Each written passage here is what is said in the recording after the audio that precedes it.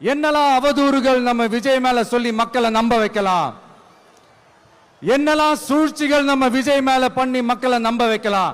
இப்படி சூழ்ச்சிகளை மட்டுமே நம்பி பொழப்ப நடத்துற சில சூழ்ச்சிக்கார கூட்டங்கள் இதை தொடர்ந்து செஞ்சுக்கிட்டு தான் இருக்கு. ஆனா அவங்களுக்கு தெரியாது, இது இன்னைக்கு நேத்து வந்த உறவு இல்ல. கிட்டத்தட்ட 30-33 வருஷத்துக்கு மேல இருக்கிற உறவு. ஏன் நான் சினிமாவுக்கு வந்தப்போ எனக்கு வயசு 10, அப்பல இருந்தே இந்த உறவு ஸ்டார்ட் ஆகி போயிட்டு இருக்குன்னு அவங்களுக்கு தெரியாம போச்சு. அதனால என்ன பண்ணாலும், நீங்க என்ன ட்ரை பண்ணாலும், எல்லாத்தையும் விட்டுட்டு மக்களுக்காக வந்திருக்கிற இந்த விஜய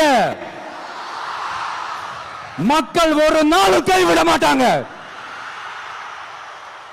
மக்கள் கூடவே நிக்கிறாங்க, கூடவே நிப்பாங்கன்னு அவங்களுக்கு தெரியாம போச்சு. என்னப்பா நிப்பீங்கல்ல? உங்களை நம்பிதாப்பா வந்திருக்கிறேன்.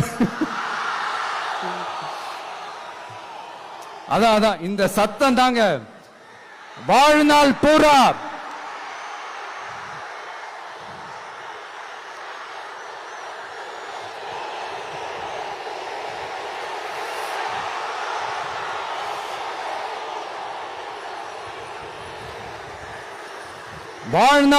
உங்களுக்கு நன்றியோடவே இருப்பேன்.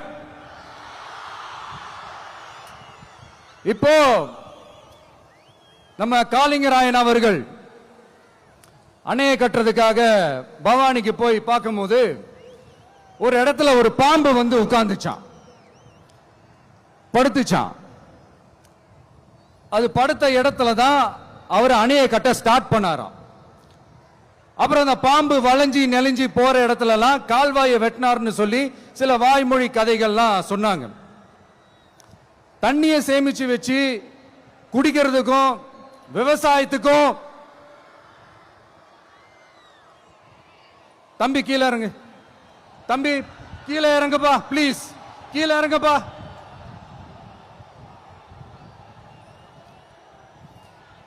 ஓகே, தேங்க்யூ கீழே இறங்குங்க, கீழே இறங்குப்பா. நீ இறங்கினாதான் புத்தம் கொடுப்பேன்.